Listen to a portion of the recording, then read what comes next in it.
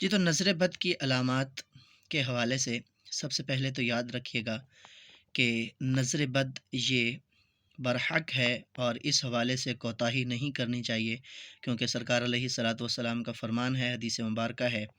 کہ سرکار علیہ الصلاۃ والسلام نے ارشاد فرمایا کہ نظر بد جو ہے یہ جانور کو ہانڈی میں اور انسان کو قبر تک پہنچا دیتی ہے۔ تو اس کا سد باب بہت ضروری ہوتا ہے، اس سے انسان جو ہے وہ ٹوٹلی طور پر آ، بہت زیادہ مشکلات کا شکار ہو جاتا ہے۔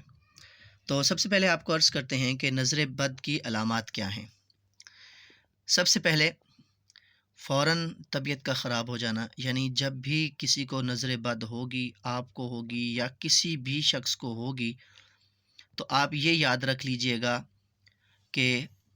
اس کی طبیعت فوراً سے ہی خراب ہو جائے گی، فوراً سے خراب ہو جائے گی۔ مطلب یہ ہے کہ حشاش بشاش اور فٹ فاٹ آدمی جو ہے وہ فوراً سے بیمار ہو جائے گا، اس کی طبیعت جو ہے وہ خراب ہو جائے گی، بخار ہو جائے گا یا اور کسی مصیبت میں مبتلا ہو جائے گا۔ تو نظر بد کا سب سے پہلی علامت یہ ہے۔ دوسری علامت یہ ہے کہ آپ کا بغیر کسی وجہ کے پورا جسم درد کرنے لگ جائے گا۔ مطلب کہ آپ کو بخار بھی نہیں تھا، آپ کو کسی قسم کی بیماری بھی نہیں تھی، بالکل فٹ تھے آپ، اور اچانک سے آپ کے پورے جسم میں درد ہونا شروع ہو گئی، تو یہ نظر بد کی دوسری علامت ہے۔ اور تیسری جو نظر بد کی بڑی علامت ہے وہ یہ ہے کہ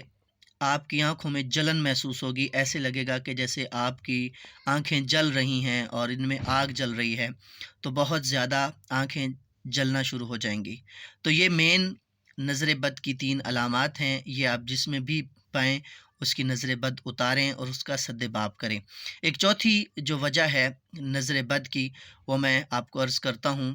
کہ جب بھی کسی بندے کو نظر بد ہوتی ہے، جب بھی کسی شخص کو نظر بد ہوتی ہے، تو آپ ایک تجربہ کیجئے، اس پر کوئی بھی تلاوت کرے، کوئی بھی صورت وغیرہ پڑھ کے اس پر دم کریں، تو آپ کو بار بار جمائی آئے گی۔ نظر بد والے بندے کو دم کرتے وقت یا کچھ بھی اس پر پڑھ کے پھونکتے وقت آپ کو 1 ہی منٹ کے اندر 4 سے 5 جمائیاں آ جائیں گی۔ تو یہ نظر بد کی علامات ہیں، ان کو مد نظر رکھا جائے اور ان کو مد نظر رکھ کے ان کا سد باب کیا جائے۔